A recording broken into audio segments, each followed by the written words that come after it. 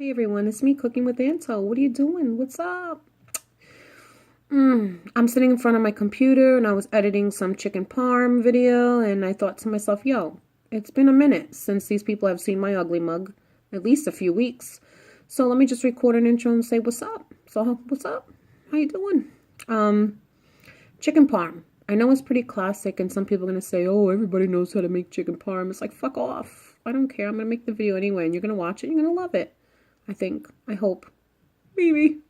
But if you're looking to make it with homemade tomato sauce, the way I do, just look at my meatball video. And if you haven't watched my meatball video yet, I'd be pretty depressed if you admitted to that. So don't. Another thing, why don't you stop being lazy? I mean, I love all of you. Let's be real here. But you guys need to come on my Facebook. I have 7,200 subscribers on YouTube and 129 likes on Facebook. It's pathetic. I look like one of those lonely ladies who have like no followers. You know what I'm saying? Come help a sister out. Come click like. Post pictures of your food, videos of your food, whatever you want to do. Post memes. I don't really care what you post on there. Just come and click like so I don't look so lonely on Facebook. But all right, guys. So I figured I'd stop by and say hello. I'm also going to record another quick intro for a video I did with my daughter. And it's absolutely adorable. But yeah, so if you try this recipe and you like it, of course, let me know. Like and share, subscribe, share my channel, and come on Facebook, please. You see that face? I'm so lonely. Come on Facebook. Thanks for watching. Bye. Let's get started on the recipe. Don't mind this on the side of my bowl. It's just from me using the bowl a lot. So you're going to scramble your eggs and get them real scrambled up. It's going to be the binding agent for your flour and your pre-seasoned breadcrumbs. I season the breadcrumbs and the flour as well as the chicken. So I'm just adding in some Parmesan cheese to my breadcrumbs. I just like the flavor of it. It's optional. You don't really need to include it if you don't want to. You mix it up real nice because you don't want the Parmesan cheese to be lumpy. So I'm just pretty simple with the seasoning when it comes to the flour and the chicken because the sauce is what's going to give you all that flavor. Just some salt and pepper, keeping it pretty simple. Mix it up real good so it's incorporated. And that's it. So you want to take some thin chicken breast. Make sure that it's thin because you just can't do it with thick chicken. And you're going to season both sides with salt and pepper. So this recipe is pretty easy. You can actually prepare this the day before and then keep it in the fridge so that once you get home, you can just drop it in the oil and cook it. This is something that could be made ahead of time. You can prep the chicken this way as well and then put it on a cookie sheet and throw it in the freezer. Wait till they get hard, then put them in Ziploc bags and use it as a later time, up to 2 months in the freezer. So here are the eggs. You're going to put the seasoned chicken into the eggs first. And this can get a little messy. So just be careful. I use a fork because I don't like to touch it with my bare hands.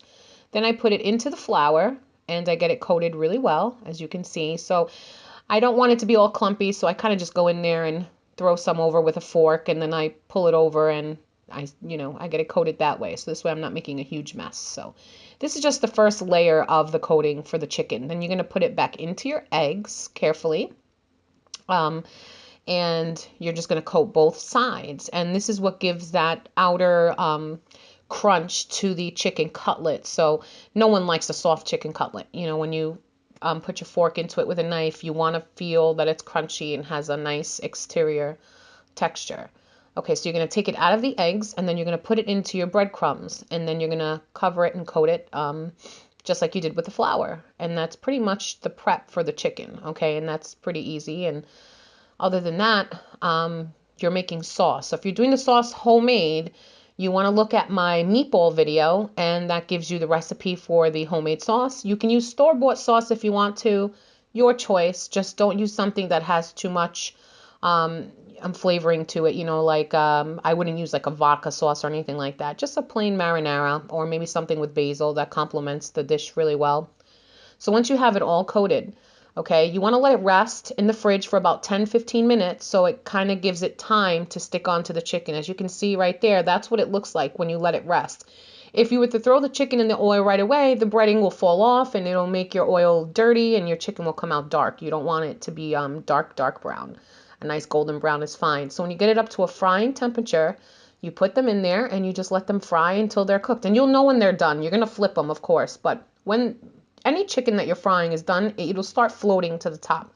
that generally would tell you that your chicken is done and can be removed. So as you can see right here, I'm putting mine in a white square plate. Now this is oven safe. So if you don't have an oven safe plate, don't do this. I do it this way because I can pull it right out of the oven and I'm done and it's plated and it looks great. So you put your marinara sauce underneath the chicken, on top of the chicken, and then you layer it with lots of mozzarella cheese. I like mine really cheesy and fattening. So now I'm going to take this plate and put it right in the oven, and it's going to melt the cheese on top and it's going to warm up the chicken again. You would do this in a baking sheet if you don't have an oven safe plate. And here it is. This is what it looks like when it comes out of the oven. As you can see, it's still nice and crispy. Look at the edges. You can see the Parmesan cheese coming out through the breadcrumbs. The cheese is nice and melted perfectly, and I don't have to lift it off of a sheet and put it onto a plate.